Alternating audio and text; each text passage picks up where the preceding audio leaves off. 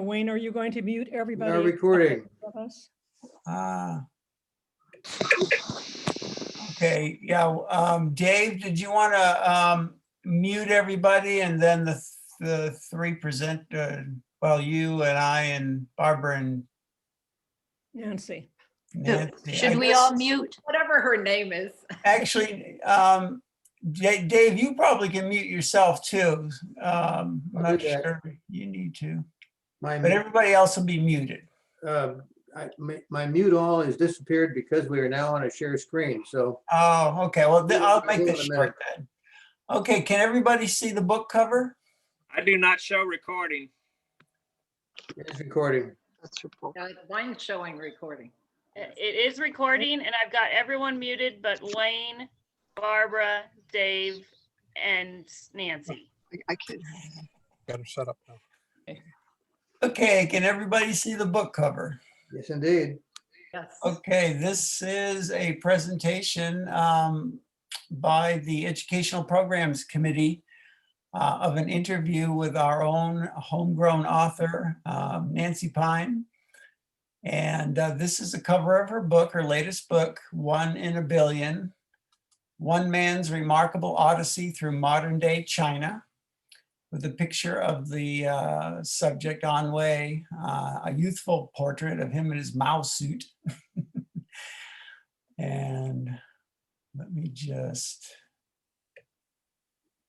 bring you all back here.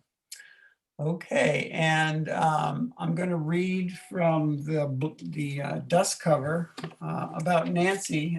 Nancy holds a PhD in education and has traveled and studied in rural China for decades. She is one of the leading American experts on Chinese early childhood education.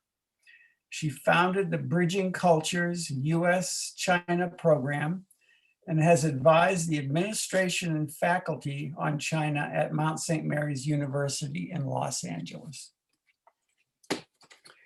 And she's going to be interviewed by our esteemed member, Barbara Madden. And I'm going to go ahead and turn it over to them. So if you feel free to make comments in the chat, we'll keep everybody muted until the presentation, until the interview is over, and then we'll take live questions. Does anybody, I want to ask anybody if they have a question because you're all muted. So anyway, without further ado, if you have any questions, just put it in the chat. Okay, Barbara, take it away. Thank you. Okay, so I've known Nancy for 4, 5, 6 years, and over the past 4 years, I've been witness to her writing this book, reading some of it, and have been absolutely fascinated by the process itself. And so I volunteered to interview Nancy so that we can learn about the book. Okay. So Nancy, you've just published a 300-page memoir biography of a still living Chinese man, Anwei. Who is Anwei? Okay, before I answer that question, let me ask, can everybody hear me? Okay, good. And the other thing is, as I told a few people when they first got on, this is my first presentation about this book. And so I'm probably a nervous wreck, but I'll try, I'll try to relax as we go on.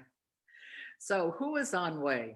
Mm-hmm. That's a long story, but in a nutshell, 1 in a billion is about one stubborn, hardworking man, Anwei, who grew up in a poor, small village in the middle of China. His first year of primary school was the first year of the People's Republic of China, and it was also the first year of the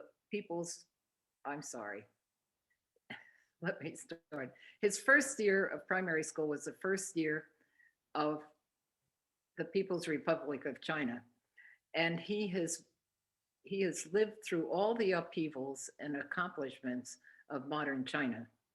And in his adult life, he has spent an enormous amount of energy creating bridges between various cultures, especially the American and Chinese cultures, and especially the citizens of those countries.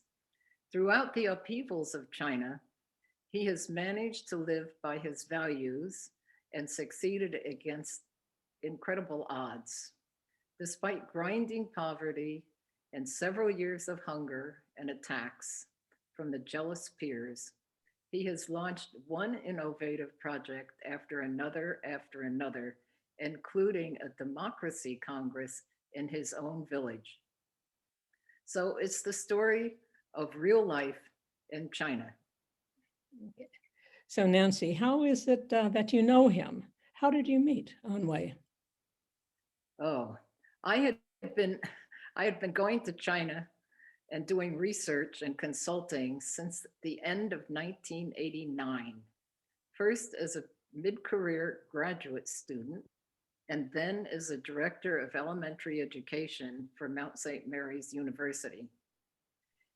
In the early 200s, a friend introduced me to Anwei because he knew we were both working to build understanding between our two countries.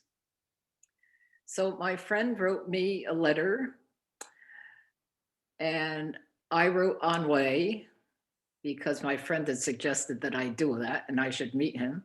So I wrote Anwei, and then Anwei wrote me back. So this was a rather long process since we weren't dealing with email yet. And eventually we communicated enough to decide it would be really good to meet. And there was only one problem. He lived in the middle of China and I lived in the United States. And I went to China only about once or twice a year to the East Coast, which was some distance from where he lived in Xi'an. But eventually we met and we have been in touch ever since. So you would like to have, Oh, okay, I'm sorry. Yes, the map. Yeah. yeah, if I can get my, there. Now, can we, oh, there. You're on your way. Good. Great. Okay. Well, there's obviously the map of China, which the Chinese say looks like a rooster. And I guess maybe it does. Beijing is up there in the northeast. And then if you go down the coast about halfway, you get to Shanghai. Those are well, Guangzhou is pretty big too, but they're big cities and they compete with each other all the time. They have very different cultures and different dialects. Then if you go west from Shanghai to Nanjing, whoops, back up. Nanjing's used to be about 5 hours train ride from Shanghai. It's now about 2 hours by fast train. Nanjing is my hometown, so to speak. That's what the Chinese would call it. And it's where Nanjing University is. And I've spent many, many years there, visiting there. And then if you go west, there is Xi'an, which is considered in the middle of the country, although it doesn't look like it geographically, but most of the population of China is on the East Coast. The West, around that whole area that says where the word China is a Gobi Desert. So there are not many people who live there, even though, of course, that part of China is getting a lot of publicity these days. Back in Xi'an is actually known these days for the huge terracotta army that was unearthed actually during Anwei's time.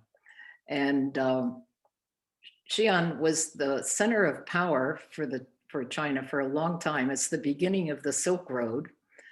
And it was actually the capital for a long time. Then if you go west a little bit to the bottom of the X in Xi'an, that's where Anshang village is. That was the village that Anwei grew up in. The road goes west along the Wei River, and north of that river,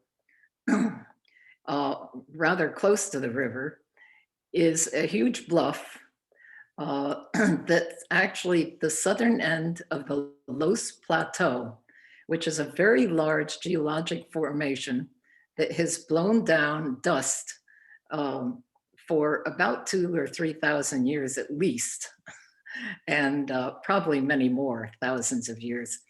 That dust is compacted so that in fact, it's very solid, and you can dig structures that stand by themselves like walls out of Los, and you can also dig caves in it. And so many people have lived in the caves of the Los Plateau. Okay. Okay, so tell us what led to writing this book. What motivated you? Oh, I've been writing articles and blogs about China for years, but I certainly wasn't planning to write a book. It was a long path that got me to that point. So during the years of going to urban China, I was always curious about life in the countryside, probably because I had grown up in a log cabin in the woods of New Jersey. In China, it was very hard for a foreigner to spend time in a village. So in 2004, I took the opportunity to join a program in Anhui's village offered by Global Volunteers, which is an American organization that provides several week trips for Americans to go to various countries in the world and work in villages or small towns on projects that the villages and small towns would like help with. So as I said, it was in Anhui's village, Anzhang, and we actually went there to teach oral English to rural high school teachers who had never heard a native speaker. So they came from their villages, and we came in. We all lived in various villagers' houses, and it was the time of it was October, so it was harvest time for the corn, and also planting time for winter wheat. And so the village was absolutely encompassed, I don't know, drowning, I guess is the word, in golden corn. For the foreigners, it was beautiful. For the people doing the husking and creating these huge columns of golden corn hanging from their houses, they didn't think it was so wonderful. They had to work till 11 to 12 at night, all for certain lots and lots of days. And they cut their hands on the dry husks. But I became very interested in the whole way that villages in rural China is controlled by agriculture and the agricultural season. So I went back again in 2006, back to Anshan village. And that was in the spring. And so I got to see a whole nother pattern of what was going on in the villages. And that actually was when I began to get involved with something that eventually led to a book. So I'm going to read you a little part of that happening. So this is spring 2006. We're sitting around the table in what was sort of our dining area. And we were listening, we volunteers were listening to Anhui talk about his growing up in the village, because some of the volunteers had sort of pressured him to do this. He was somewhat reluctant. So April 2006, in a strong, gravelly voice, Anhui enthralled us with stories of his childhood. He talked of attending the first primary school in the village temple, of how he outwitted the commune's cattle herder, and of incomprehensible starvation. As we listened, his brother, known in the family as brother number 5, plied us with Maotai, a potent Chinese liquor, and cheap red wine I bought in the county seat a day earlier. As Anwei continued his tale, a normally mild-mannered retired American Airlines pilot who was one of the volunteers interrupted. Someone has got to do a PhD on this history before it's lost, on your history. Even as my voice filled the silence, I wondered what I was committing myself to do. I'm not going to do a PhD, I said, but I could write an article. Anwei said neither yes nor no. He merely nodded slightly, and continued talking about enduring years of starvation when he was in high school and how it left him with little energy for studying. The next morning, with my toes curled to keep on outsized plastic slippers, I navigated the concrete stairs from the third floor balcony of brother number 5's house, where I had been hanging my dripping laundry. In the courtyard, Anwei sat at a wobbly little table, writing intently. I walked across the dusty space, trying not to disturb him. He looked up. I'm making a list for you of my brothers, my sister, and their children, and what they all do. I looked over his shoulder, surprised. He had clearly agreed to have me write about his life. During my remaining days in the village, Anwei gave me a tour of its 5 neighborhoods. Each had been a subsection of a former commune. From the roof of number 5's house, he pointed out his grandfather's old homestead, where he and his brothers had grown up, and where the commune cattle shed had been. 6 months later, I returned to China. I stayed in a cheap hotel in Xi'an and interviewed Anwei for 3 days straight. He didn't stop talking, except when he was drowned out by wedding firecrackers bursting outside my window. In those 3 days, he spoke of early years in school at the beginning of the People's Republic of China, of the Cultural Revolution, and of his various jobs, successes, and failures. This was obviously going to be more than an article. His life and the story of China were unfolding before me. So at that point, I didn't really know. I sort of didn't admit to myself I was going to write a book, but in fact, it certainly led to that. I knew it was more than an article. So Nancy, you would like some pictures? Yes, please. So can everybody see this? Yes. Okay. Okay. This is the entrance road to Anshang village. This is what happens when water hits the Los, from the Los Plateau. So it was incredible to walk in. It actually, you just collect huge amounts of mud on your feet. It was, and of course, the first transportation in the village was bicycles, and it was very hard to navigate the bicycles through this stuff. And also, even when I was going there, the small motorcycles sort of skidded around a lot. So, okay, next picture. Mhm.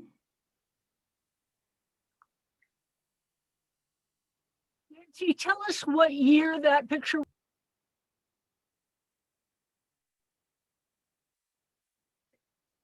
What year the picture was taken? Yeah, that one was, these were taken probably sometime in the early 2000s. Can you see the second picture? Yes. This is the entrance to Anshang. And it is, you can't really tell, but the beginning road there was, by the time I got to Anshang in 2004, there was a concrete road that ran the distance of the village, which was about one long city block. So this obviously says, welcome to Anshang. And it was, and then at the end of the village, the road continued on in its muddy state. Okay, next.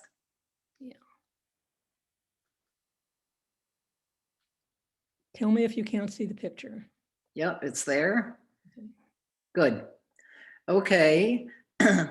This is maybe a little later, maybe about 2010. And by then the villagers had begun to make roads in the neighborhood. So each neighborhood was responsible for doing whatever they wanted to do, and they paid for it and provided the labor. But so this is a neighborhood road, and they were all concrete, and this was not harvest season, and there are times during the year when people can actually relax in the afternoon. And so very often the women would come out if it was sunny and sit in the sun and just visit. And they were always doing something. They were always knitting or crocheting or embroidering shoe soles or whatever they had to do. Sometimes they were preparing vegetables. So Nancy, tell us how you went about interviewing Anhui. What was the process after those 3 days? After those 3 days, my interviewing settled into a regular pattern. I was going to China at least once or twice a year to do research in education and young children's learning. And each trip, I would try to find a few days to go to Xi'an to interview Anhui. I had interviewed others with the same types of histories as Anhui, so it wasn't a completely foreign process for me. I had sought out people who, because they interested me, people who had been children in 1949 at the beginning of the country, and who had sort of lived through all the ups and downs of development. But also there are people a little bit like Anhui who were being innovative and pushing for change, although they weren't as easy to interview as Anhui became. So I recorded all the interviews and had them transcribed. For the first several years, they were transcribed by a company in Santa Monica who worked from my audio tapes. And then when the world became digitized, I actually switched to a company in India that worked from my digital files.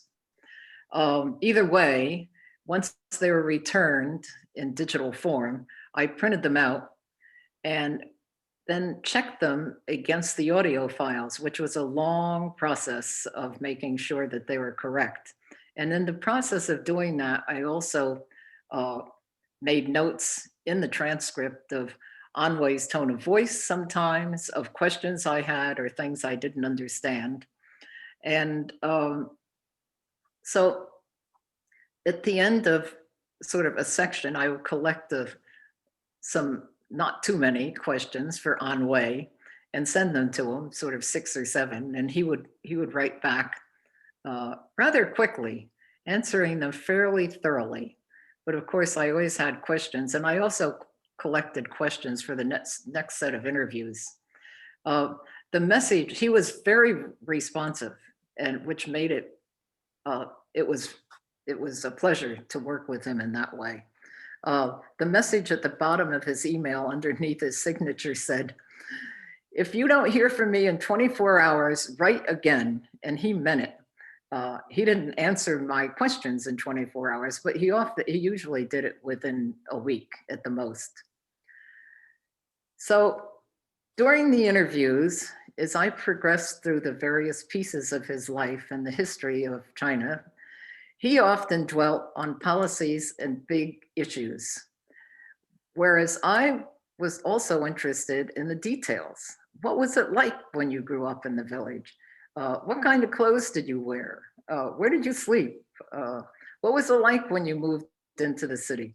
And so he wasn't very interested in doing that. I would get very sort of plain vanilla type responses from him. So I finally realized that if I photographed pictures from the National Geographics I had collected over time that were related to China from the 1920s and 30s and 40s, it might help. So I photographed pictures of farm implements and clothes and village gatherings. And then when I went to China, I took those photographs and I'd say, is this the kind of plow you used? And that would get him started talking. So he'd say either, yes, that's a great plow, or just like we use, but usually he said, well, it was sort of like that, but in fact, it was not, it had a bigger, the middle part was bigger, et cetera. And once he began to sort of do that, he would add more and more details about various other parts of his life. And in fact, sometimes when he got really enthusiastic, like with the plow, he would get up and sort of stomp. With the plow, he got up and stomped around my hotel room, showing me how you use a plow and how he learned and how difficult it was, because to keep that plow head down in the earth while you're following a moving animal takes an enormous amount of strength and concentration. So I learned a lot about how a lot of detail, which of course made it much easier to write the book. So Barbara, the next four pictures, one at a time.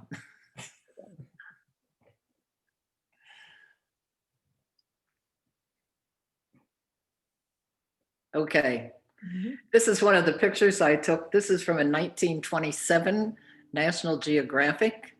I collect them from all sorts of places, but it turned out one of the best places was the Altadena Library sale. But so I took a lot of pictures about milling stones because I couldn't figure out how they worked. And this one, it turned out he said was too primitive. And in fact, I can't figure out how this one works at all. Most of them have two grinding stones, and then there's some kind of contraption that collects the flour so you don't lose it. So anyway, I went through plenty of photographs. Next, Barbara.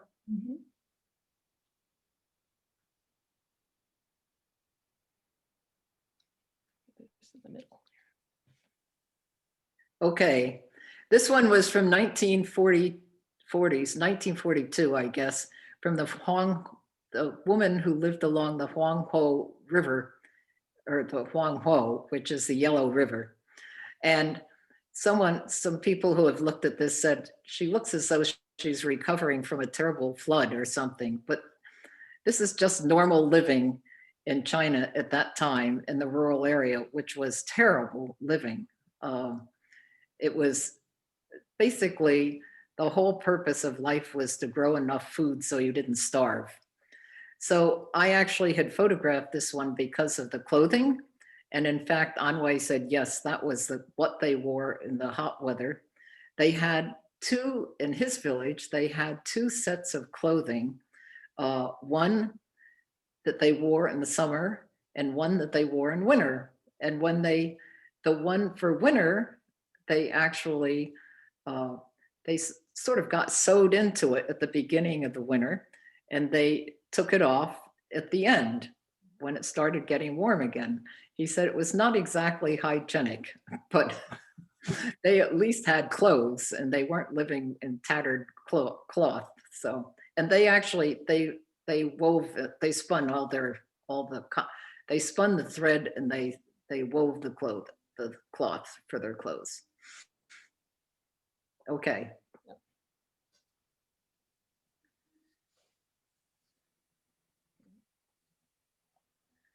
This one and the next one are of Anwei. This is Anwei when he was serious, and a number of people who have seen it said he doesn't look serious, but he is.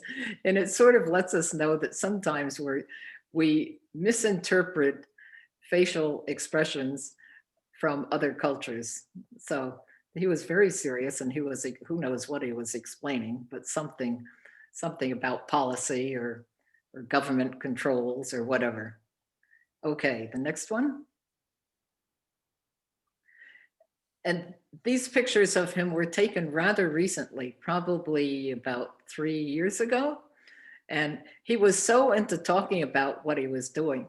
What he was talking about, I took about 40 pictures of him, and I don't think he knew I was taking photographs at all. So this one, I believe what he was telling me was how he had outwitted a corrupt official, which of course delighted him enormously. So that's on way in his more hilarious state. Okay.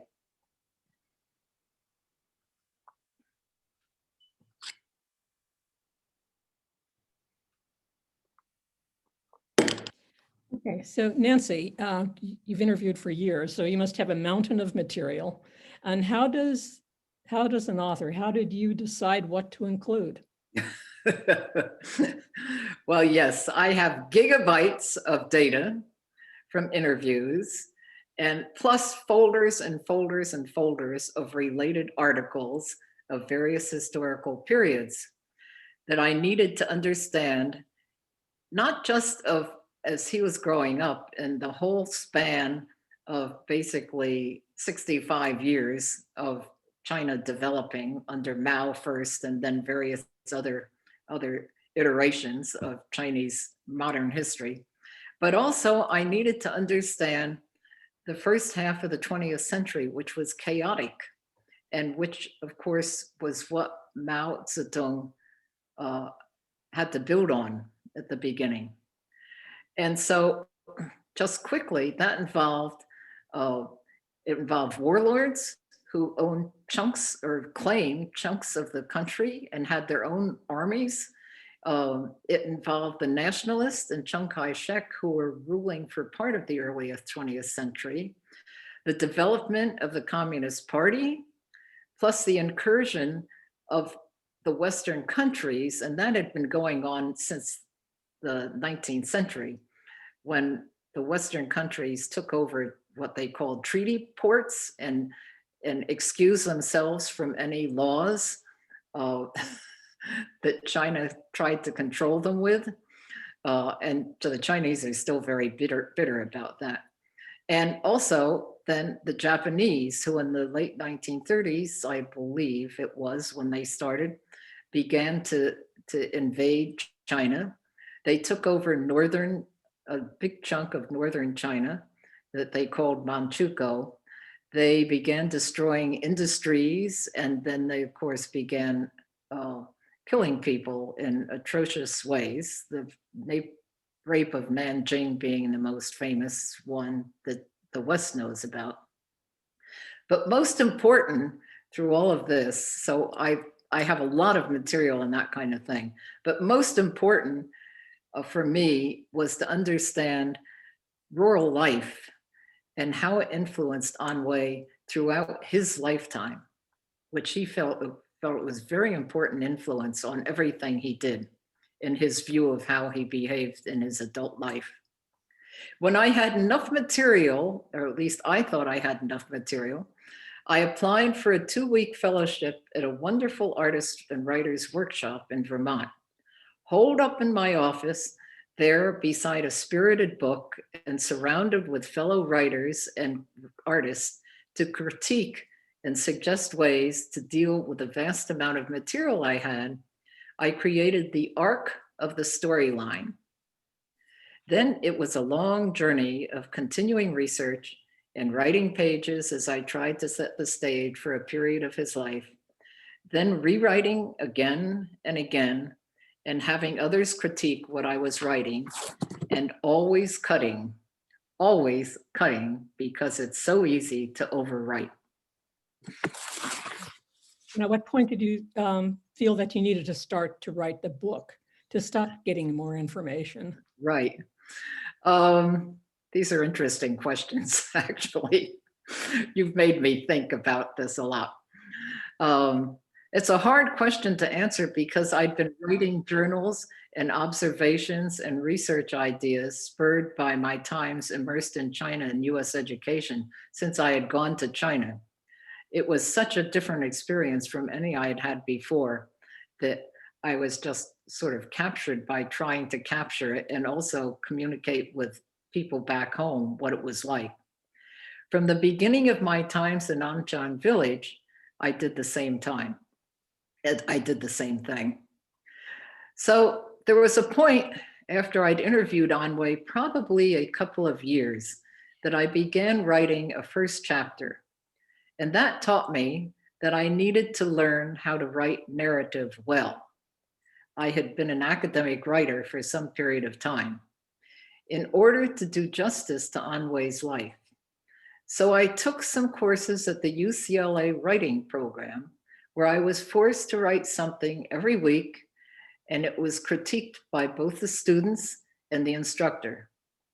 People who read what I was writing about Anhui were taken by the story of his life.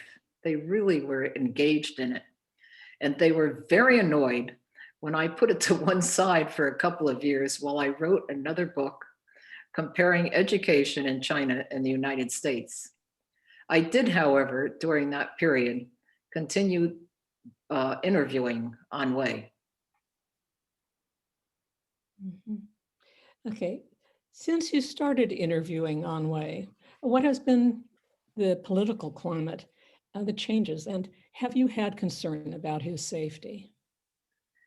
Over the period of time I've been going, which is about 30 years, 25 plus years, not quite 30, but almost, there have been enormous changes in the political scene in China. My initial trip to China was in December 1989, only a few months after the Tiananmen Square massacre. It was, needless to say, a tense time. I went with another graduate student and with our faculty advisor, our PhD advisor, who was a concurrent professor at Nanjing University and the Claremont Graduate University. He had good friends at the university in Nanjing who wanted him to return if he was willing. He had been there on sabbatical in June and May and June when Tiananmen Square sort of boiled over and became a massacre. And like all the other Westerners, he had to leave at that point. And many people thought we should never deal with China again.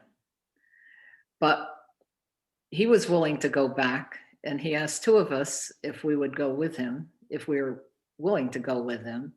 And although it was a bit controversial to go then, I went, and the other graduate student. And the Nanjing University people, who were very gracious and so thankful that we had come back, they had been trying very hard to rebuild the university after it had been closed for 10 years of the Cultural Revolution, and to make it a viable university again. And suddenly everything was interrupted. So they were very glad that we came back. We did a lot of talking with a lot of people, and they really wanted us to help their students understand some of life beyond China. So we did that, and we also did research. So while we were there. By the time I began interviewing Anhui in 2006, which was only 6 years later, the climate in China had changed remarkably. It had opened to the West, and there were myriad exchange programs and ways for the US and China, especially the citizens, to communicate. It was a resilient time, and inside China, there was a lot of loosening up of many restrictions. So many of the old government systems were undone because they were moving toward free enterprise. Suddenly, they were moving toward free enterprise. And of course, there are a lot of reasons for that, which we won't go into. But Chinese now bought their apartments and condominiums rather than having them assigned for life, so to speak, by the work unit they were assigned to. They could move from one job to another, which they had never been able to do before. They always had to stay in the same job that they had been assigned at the beginning of when they got out of college or when they started working. Rural people could go to the cities to work, and they still had to retain their residency in their village, but they were able to stay for some time in the cities and work. Yes, from a Western perspective, it was still very restrictive. But in fact, for China, it was very, very open. That remained true all the way until about 5 years ago, or maybe a little more, when the effects of Xi Jinping's rule began to be questioned. He had originally been lauded for fighting corruption at all levels, and it needed fighting because it was destroying China. And he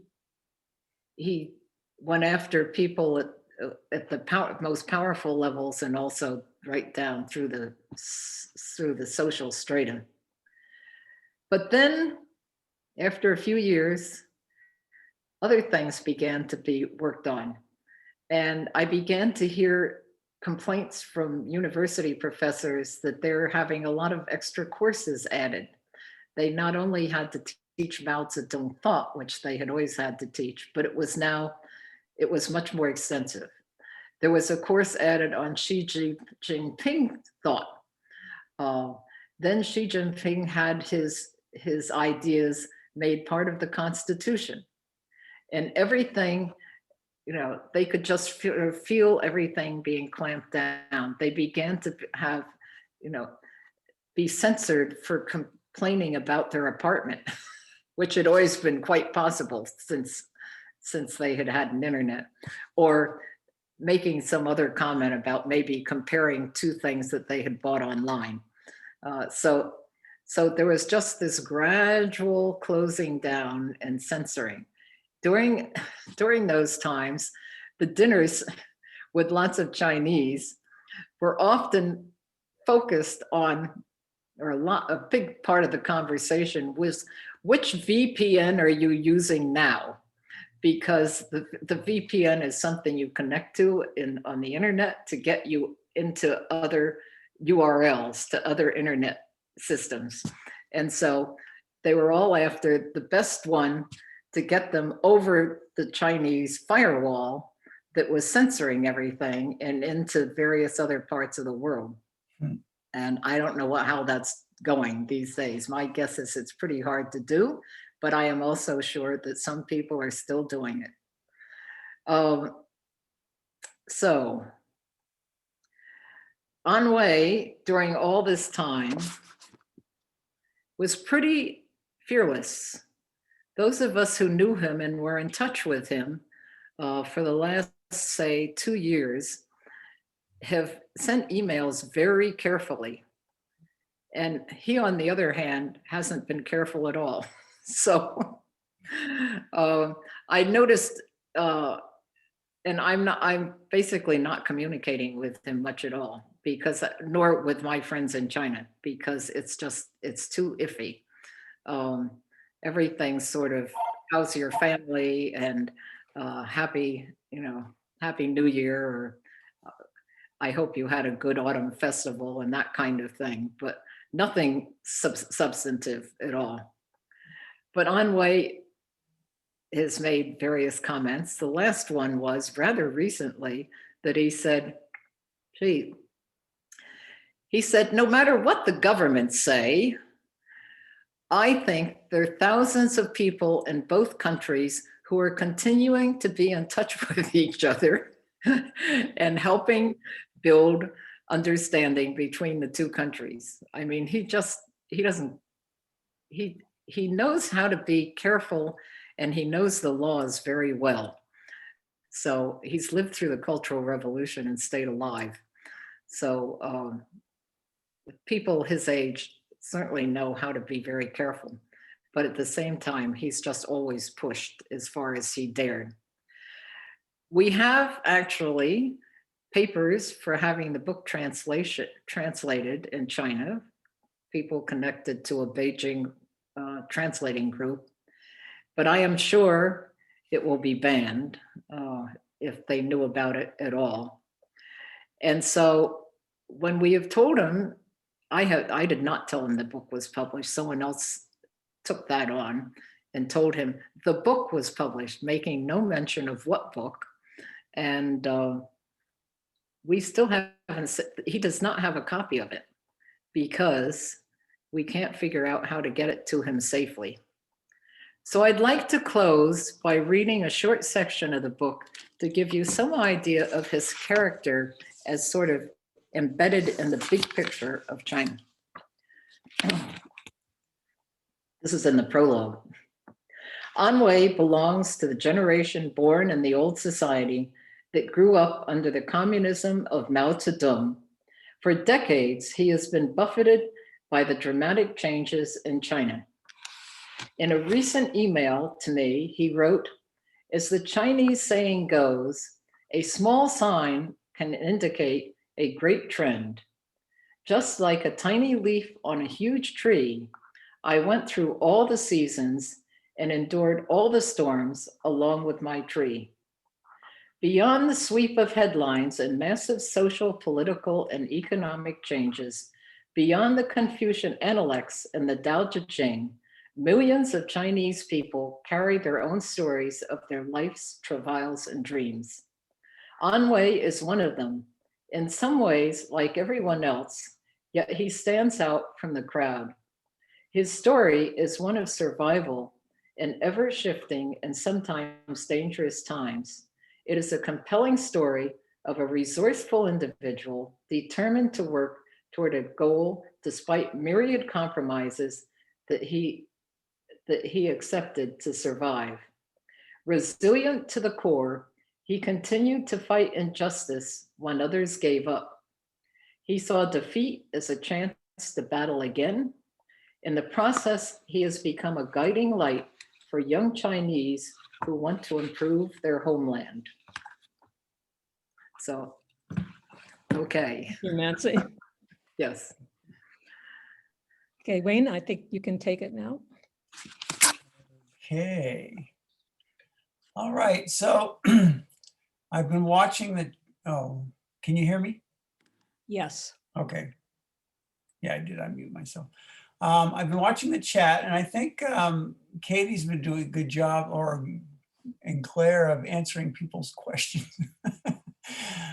Does anybody have any questions? I think, Dave, we can unmute everybody, or I guess we can't unmute everybody. Everybody just needs to unmute themselves if they have a question. So Claire, did you want to start? Wayne, why don't you read the questions that were answered, because not everybody maybe not everybody read that. What were the questions? Is this going to be recorded? Yes. How will this and other recordings be accessed? Oh, well, okay. They're eventually going to end up on the website, but we can send people a link in the meantime. And I just mentioned that the book is available in bookstores and on the internet. Linda loves the map. Somebody asked if you had an interpreter, because I guess they didn't realize that Anwei is fluent in English. So, Right. and that was it. So Claire, take it away. Well, Nancy, you know that. Wait a minute, you're, try again. All right, I'll turn up my video. Here we go. Yeah, your internet's kind of wavering. Is this better? Oh, Claire, we're not getting you. Okay. Type it in the chat. Okay. Okay, in the meanwhile, does anybody else have a question or a comment? No, Wayne, I do. Okay, go ahead. Not at all. My question is, with all of this social rating system that seems to be getting established in China, would that affect someone like Anwei? Because it seems as though you get deficits or demerits anytime you do something that the state sees as questionable. So is that affecting him at all? That rating system, as I understand it, is pretty, and I don't know a whole lot about it, is pretty general. I mean, and Anwei's been around the block a lot of times, and he's pretty good at sort of sidestepping or that kind of thing. He's been doing it all his life. And so that doesn't mean he doesn't get rated, but, and he's a member of the Communist Party. So in fact, Oh, he gets rated more than others. The people in the Communist Party get rated harder than the others. So, but he's been dealing with this all his life. So I think he's, you know, I have a good friend, a really good friend who's actually, she's in the book part of the time, Sharon Crane. And she actually, she spent a lot of time with him, done a lot of things with him in China. And as she was reading parts of the book, which she did off and on as I was writing it for a long time, she would say, I can't believe why I didn't go to jail, because he was always right on the edge, but he knew the laws very, very well. And at times, obviously during the Cultural Revolution, he learned how to keep quiet enough so that he stayed alive. Jean, do you have a question? Yes, I didn't understand the answer about his English, and if so, how and when and where did he learn English so well? Oh, okay. He actually learned it, and I was going to say something about that, and I realized after we went past the question where that I had skipped it. He actually learned English pretty much in college. He got assigned to a college that was a language institute. I mean, you didn't choose where you went.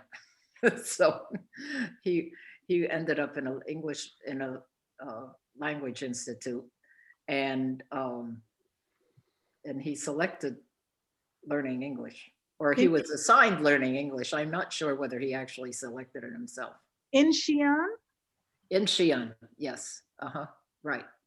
It's actually the institute where he went is now a big language university that specializes in languages.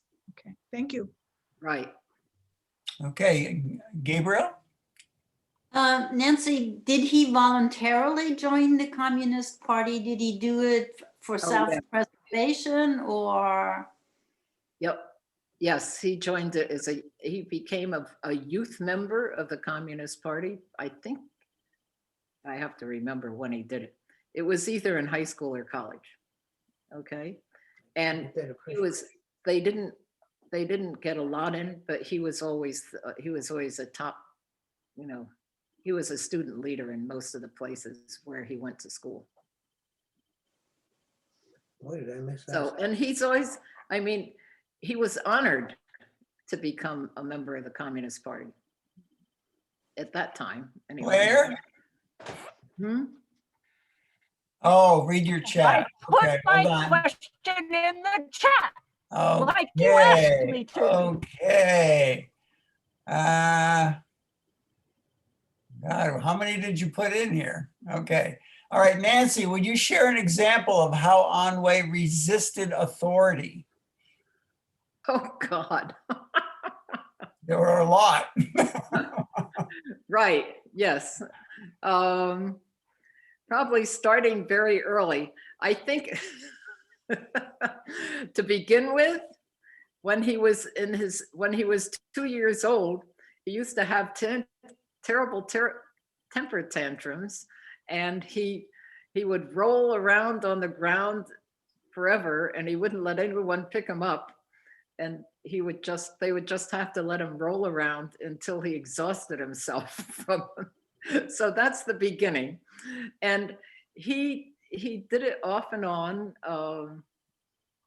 I mean, certainly when the commune took the village, when he was born, there were no communes, and he was born before the People's Republic of China. So there was a very gradual process that worked up to the communes, and he had a few bones to pick with the communists, with the communes, the leaders of the communes, which I won't go into entirely because not everyone has read the book, but he managed to annoy people off and on. Fritzy had a comment. She said, is Anhui basically unique in China? Are there others as brave and outspoken? Yes. Yeah. Yeah, I think, because of the news we get, we tend to think of China as sort of this monolithic country, the I don't know, it used to be 1.3 billion, but in fact, who knows, it's probably more now, of people who pretty much think alike, but there's a lot of variety.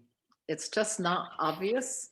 And I think an example to give is actually when I first, one of the early times when I went to China, and we spent a lot of time with our faculty advisor going and visiting beginning graduate students in these awful dormitories.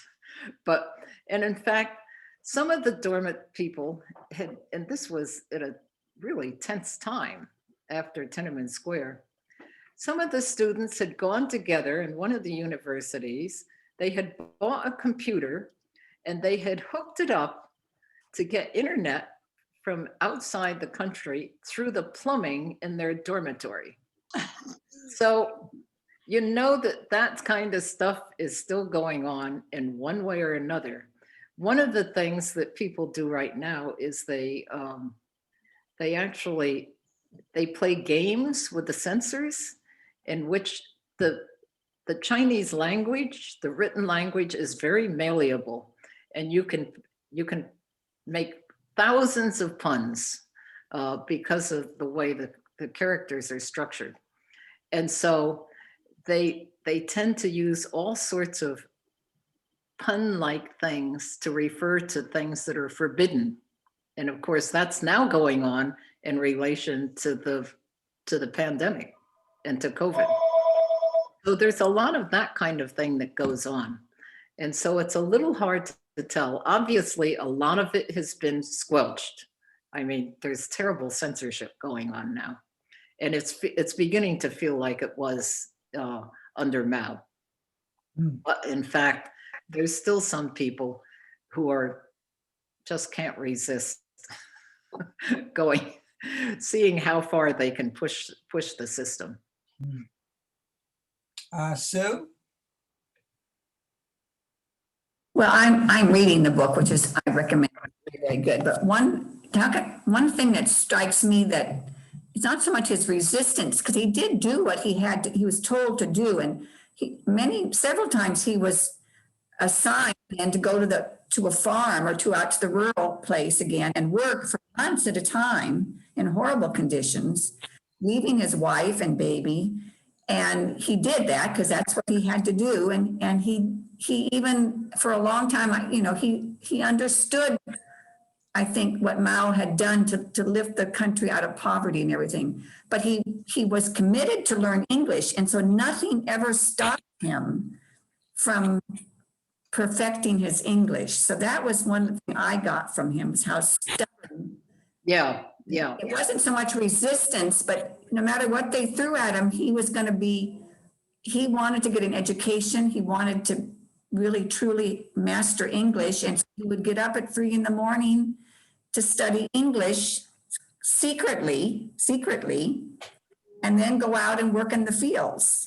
And I thought that was remarkable. And I think there are other people like that. That's what you would have to do if you were going to survive in that situation. Right.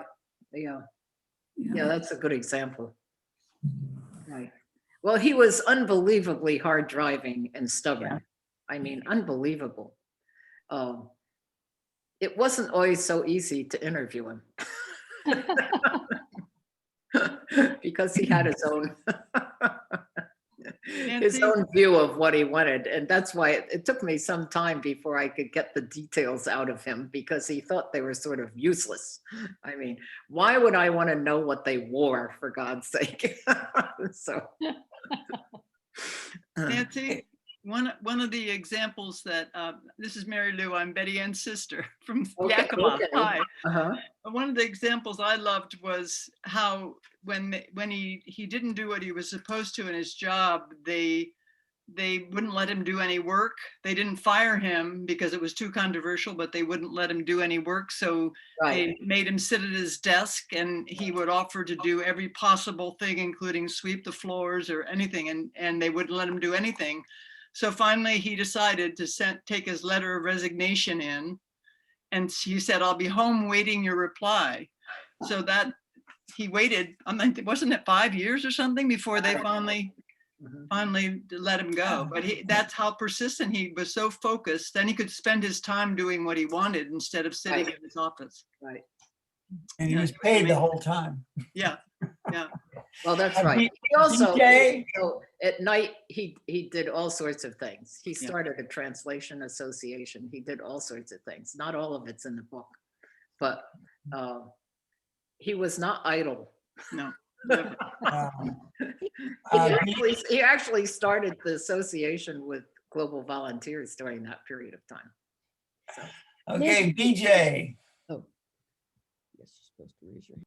BJ, do you have a question? Yes, I do. I had to unmute myself. I love the picture of the ladies doing their crafts outside, but the ladies were quite fashionable. They had on, one of them had on fancy shoes, and they had socks. We found that when we were in China. They thought that looked really great, but they were nicely dressed. Yeah, I mean, and these were village ladies, right? The village must have. Yeah, that's absolutely right. Yeah. The village must have gotten pretty profitable or affluent. No, it was actually quite poor. But I actually have sat in my room in Nanjing University looking out on an area that had been sort of demolished. And there were all these little shacks that are built for workers to live in when they're coming. They're very often from the countryside. And I used to watch them come out in the morning from these little places, little rooms that were sort of sitting on top of rubble.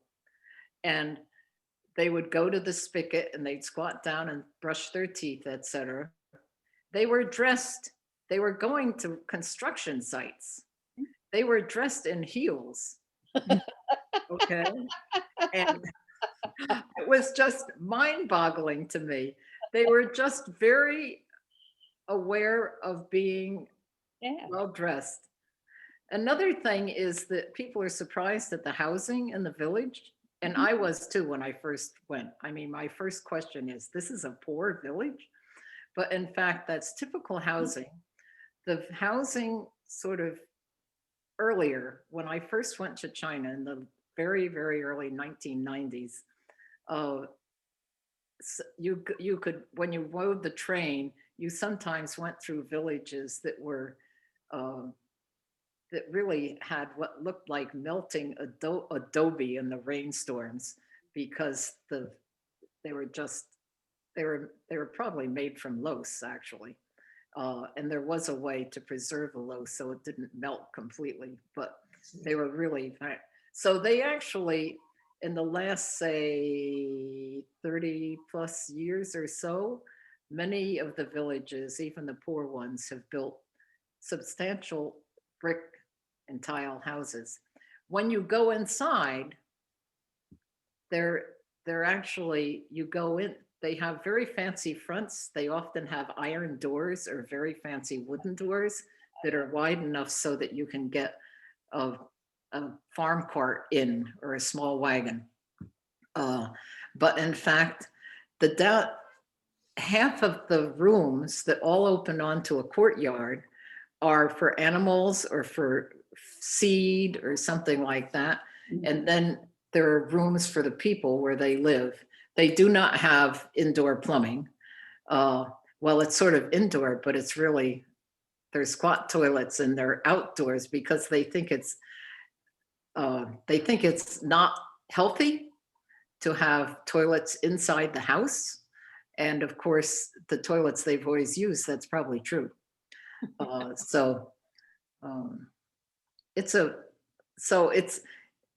It's much better than it used to be in the sense of the construction and actually clothing. I mean, it's a far cry from what the woman by the Huanghe River was wearing. But it's still pretty limited.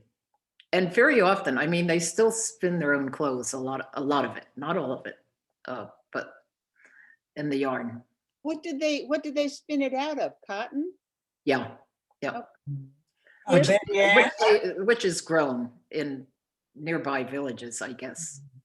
Betty Ann? Nancy, tell them about how complicated it was and how long it took for Anwei to get a house where he and his family could live. Oh my God. It's yeah. Without the book in front of me, I can't detail all the things, but it took, housing in China was very difficult. And it was, even when I went at the end of '89, it was when sort of entrepreneurial things were beginning to happen in small ways. But in fact, housing was very common, that it was in a shared house. People had one room or two. We had dinner once with the head of the Communist Party for Nanjing University, who lived in one room. It was a big room, so they had it divided with a sheet, part for the sleeping area and part with a table. The kitchen was in the hallway, and the toilet was down the hall. And that was true for years when I went there. I mean, I certainly I didn't stay with them, but I visited with them in apartments, certainly all the way through the 90s, where they lived in apartments and the toilet was shared by 10 families. So. Jean? One of the things I recall when I drove to some of the small villages in Cheyenne, for example, would be televisions, but wired from the street wires and and then people would watch it from the outside because you could see the television as you drove by, and other people came to someone's house to watch it. Was that going on then too? Yeah, I saw that a lot in various parts of China, but when you mention it in Xi'an, I certainly saw it in the city itself, where in neighborhoods, large groups of people would get together and watch television. And television was, I'm trying to think, when I first went in '89, it wasn't very prevalent, but I was only in Nanjing then that year. And so, but it was certainly around in the 1990s. When were you there, Jean? You're muted. Early 2000. Okay, yeah. So, and then it became a disease. I mean, I have been to more banquets in which the television was going in the corner of the room. And I mean, it drove me bananas. And of course, they would sit me so I could see it.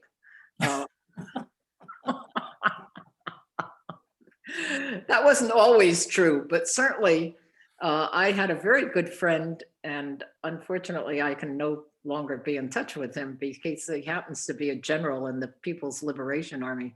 But he and I did research. He was my first research partner actually in China. He's a linguist, and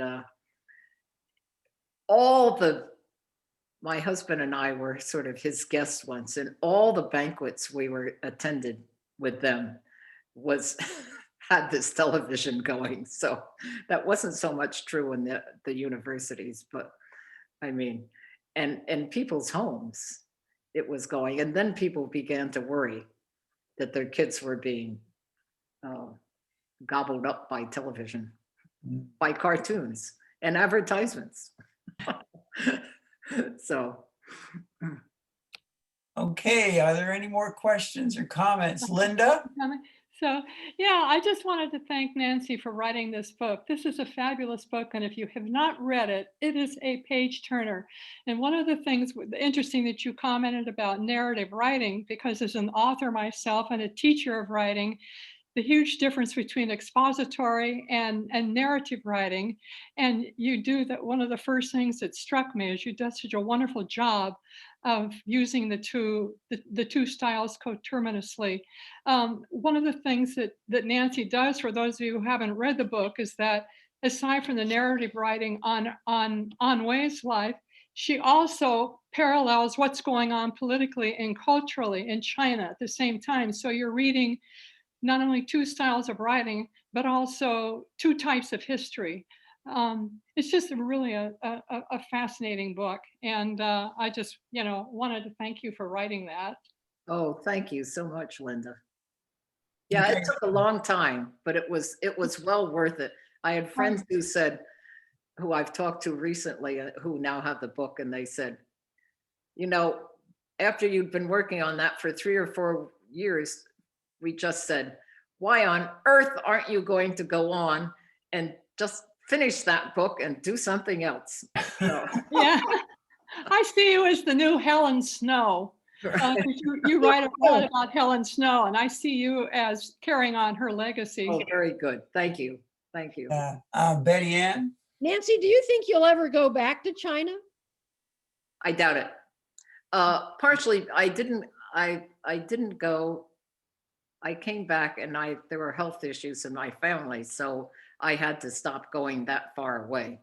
But by then I had already finished, I hadn't finished writing the book, but I had finished interviewing on Wei. And then I decided not to go back partially when it seemed possible that I could go again. Possibly he's not in great health, and it was a big deal because he and his wife eventually ended up living in a condominium that what was so-called the village, which has become, of course, part of Xi'an as Xi'an has expanded. But I would stay with them because they had an extra room. And so that became a big deal because everything Anwei does is a big deal. So I would get a written schedule of what I was doing. Of course, part of it always involved giving talks to universities, whether I wanted to or not. But of course, I was willing to do that. But I just didn't want to put the pressure on him and his wife to have me as a guest. And so also my work related to Nanjing University and for Mount St. Mary's University, in which I carried on a lot of stuff for the university and negotiating MOUs for them, for exchanges, et cetera, that I finally managed to turn over everything to the structure of the college, which was very satisfying that they actually took it on. But as a result, there was just not a lot of reason to go back. So I think probably I won't. And of course now I really won't because it's really tricky. And especially because I've written this book. Right. Nancy, I just wanted to say one other thing. I heard this interview with Kai Strittmatter, who wrote that book, We Have Been Harmonized, about the surveillance in China now. And he makes it sound like everybody can be, by algorithms, identified any possible thing they do. But what I wanted to tell you is I really appreciate hearing from you the human side of that, and the fact that probably at earlier times people thought it was that oppressive, and yet the human spirit figures a way to get through that. And I think your book really communicates that through Anwei in a wonderful way. I wanted to thank you for that. Oh, thank you very much. And of course, he's the one who did it and was willing to spend time telling me about it. Right. I mean, he put in a lot of time to talk about this. Yeah, it's wonderful. Yeah, I especially like the details because when you talk about the characters in the village where he grew up and later returned to, you know, the villager that the villagers called Rotten Mouth, and the lady who refused to talk to him, she would go and lock the gate and then turn around and walk away from him. All these people, it showed them as individuals, not unlike individuals here. And they weren't, like you said, they weren't all in lockstep. They pretty much did their own thing within their own Oh, yeah, sphere of very much influence. so. Very much so. I have a Did I question. learn a lot about Chinese culture in the process of doing this, so. And Okay, well, what I learned really was, the more I learned about Chinese culture, the less I knew about it. Because of course. Lucinda? Yes, when was the last time you went, Nancy, to China to see Anwei? 2 years ago. Oh. 2017, actually, 3 years ago. Uh-huh. Guess it's 3.5 years ago. Time moves on. So I gave a talk last weekend on my other book on education. And I was very careful about what I said because of course I haven't been there. I pretty much know what's going on but in education, but because things don't change that fast. But I'm aware of the fact that although I try to read everything I can to keep up to speed, I'm losing touch with that, the human details that are so important. Okay, anybody else before we wrap it up? I'm going back and forth, screen to screen. I don't see any hands. Okay. I guess I want to thank Nancy very, very much for being our guest author today. And also Barbara Madden for her incisive questions and sharing of photos.